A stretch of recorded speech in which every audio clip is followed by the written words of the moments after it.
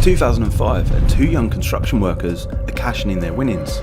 Again, casino games are rigged to favour the house. Nobody thinks that they can be beaten. However, these two men have found a loophole in the casino system. This is a true story that altered Vegas casinos forever. A story that kicked off in a garage 1 year earlier. It's 2004 and Jeremy Lewis, a 20-year-old with a checkered past, has been laying low for 2 years. He's traded a life of petty crime for a steady job in construction. And life's been good, but recently, the Las Vegas construction boom has come to a halt. With a shortage in new contracts, Jeremy, his boss, and several of their team have been caught out. With credit cards, insurance premiums, looming mortgage payments, and families depending on them, desperation begins to take hold. To support the younger families, they start taking jobs further and further out of town. One evening, as they drive down the Las Vegas Strip, his boss is talking about the casino billboards. A giant casino chip dominates an ad, its vibrant colours almost lifelike.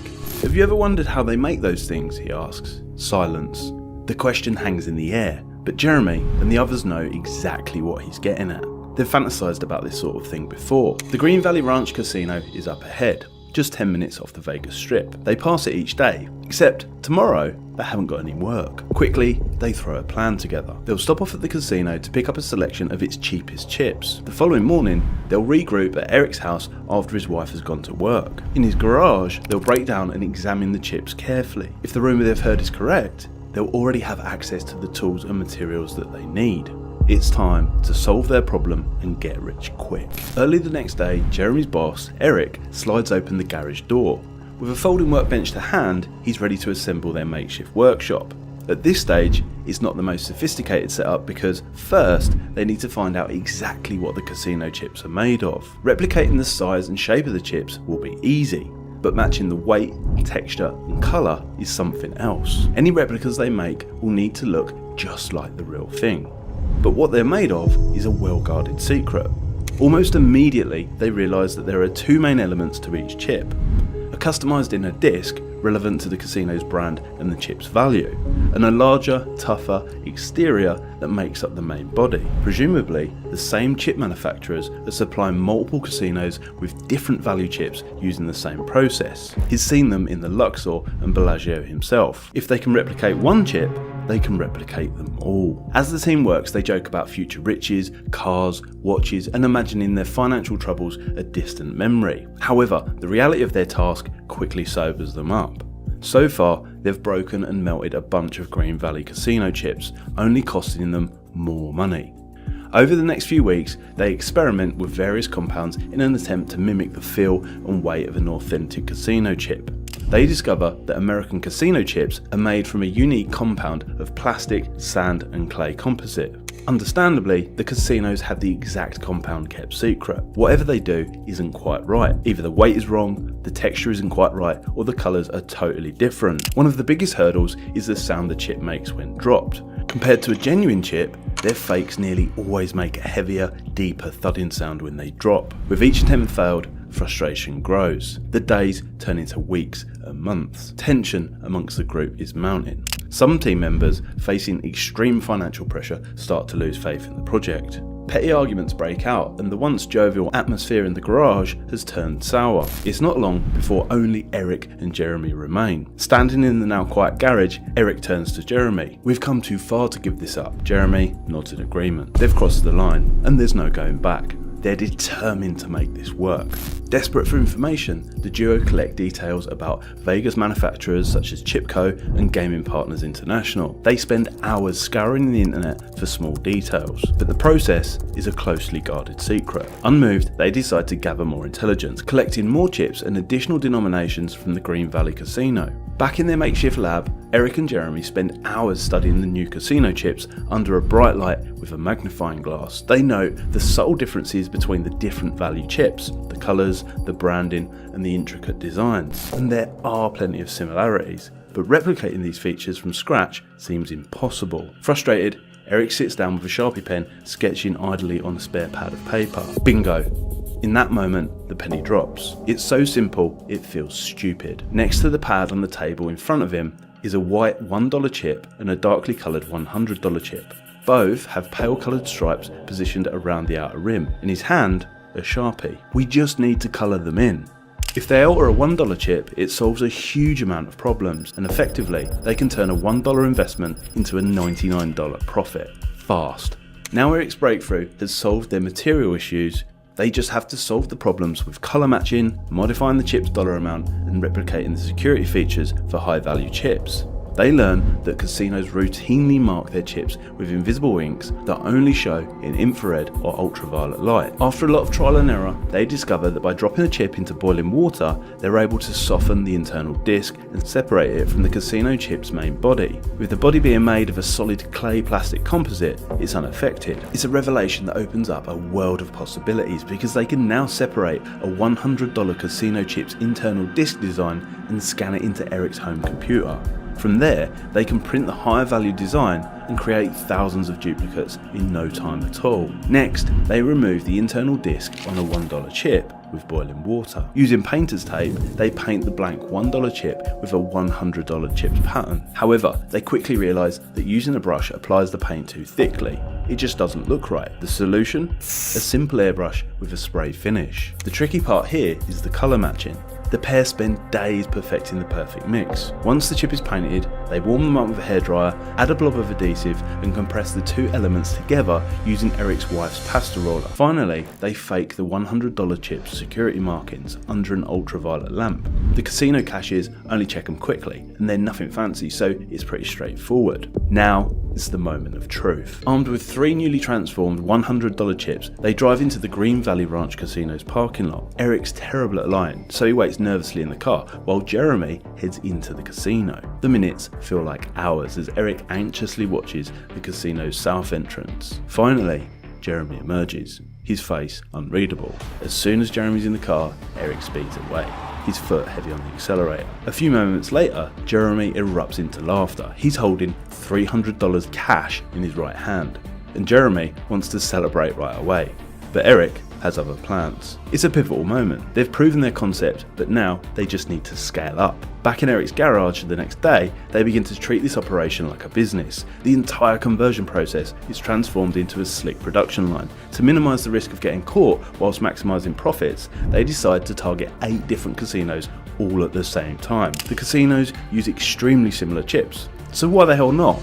But there's a problem. They quickly realise that simply cashing in the chips will raise suspicion. They need a new strategy for cashing in the casino chips. Effectively, they need to launder the dirty chips. To do it, they'll need to head into the casino and actually play. This way, if checked, the casino security will clearly see that they got their chips from legitimate play when they check the cameras. However, in reality, they'll be switching out the dirty chips with clean ones in private places like the casino's restroom. It's a clever strategy that allows them to fly under the radar. Quickly, their operation expands beyond the Green Valley Ranch to other casinos, including some of the major properties like Caesar's Palace and Mandalay Bay. And as their scheme grows, so does their confidence. They're raking in serious cash and fast.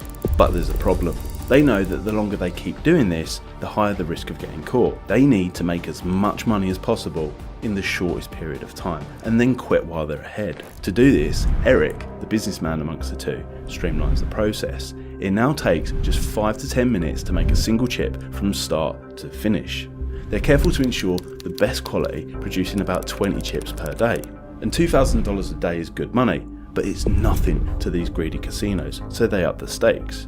So they're now turning $1 chips into $500 chips. Eric's wife is starting to ask where the money is coming from and why the garage is full of paint, but in truth, she doesn't really want to know. You see, their lifestyle has improved drastically. Eric's stashing cash in the closet, buying her luxurious gifts, and taking her out to eat several times a week.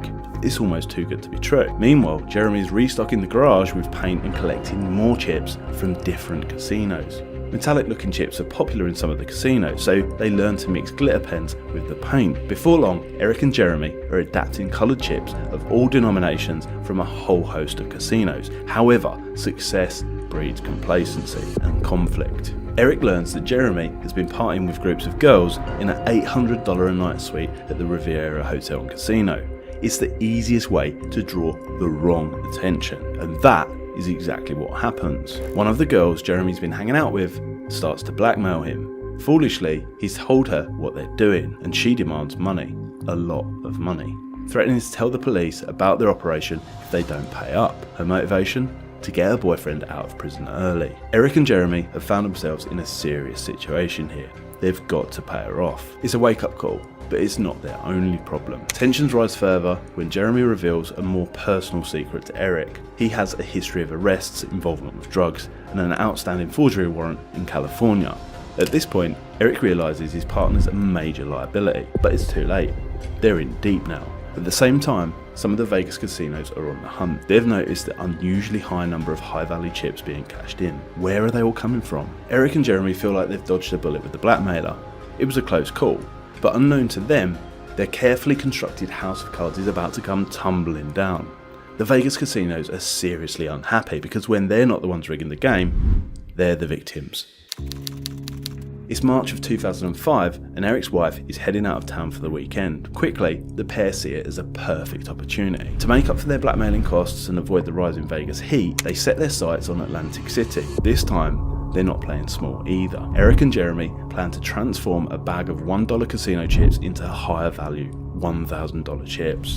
The hope is to hit several casinos for $1 million in a single weekend. It's a bold move and they're confident. They've already sharpened their skills in Vegas, so a short, sharp hit in Atlantic City will be easy money. But as they gather materials and take them to Eric's garage, they're unaware that outside the garage, they're being watched. Inside, they'll produce chips with peak efficiency because now it just takes minutes to transform a chip. They've adapted coloured chips of all denominations from 8 of these different casinos, but this is their most ambitious undertaking yet. With the afternoon drawing to a close, they boil up the last batch of $1 chips. Stacks of $1,000 chips are already sat on the side awaiting their Atlantic City debut. Feeling pretty good about the situation, Eric and Jeremy crack open a beer. They're about to pull off the biggest score of their lives. It's April 2004 and a tap at the door interrupts the two men. Concerned his wife might be returning early, Eric rushes to get it.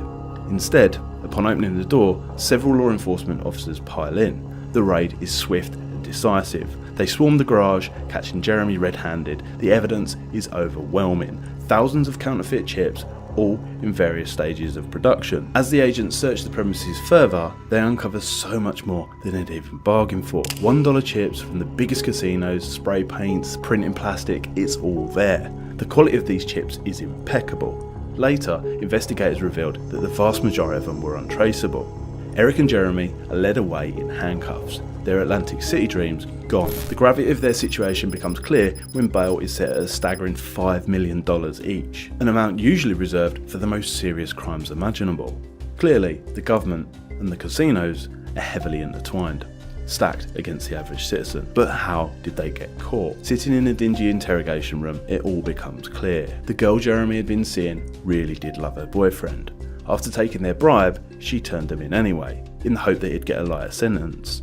The consequences are severe. Jeremy's arrest brings his past crashing down around him. Outstanding warrants for drug offences and forgery in California mean he's facing a long stretch behind bars. However, Eric cooperates with enforcement fully, receiving 5 years probation, community service, and just 9 days behind bars. For Las Vegas casinos, it's an embarrassing episode. 2 lowly construction workers fooled them into taking thousands of counterfeit casino chips. And if it wasn't for someone else, they wouldn't have been caught. To stop it happening again, the casinos respond with RFID technology. Each casino chip now includes a small microchip. The radio frequency identification allows casino owners to track and verify what each chip is truly worth. Because it's not cheating when they rig the game. Well, not unless you're a genius like the guy in this next story here.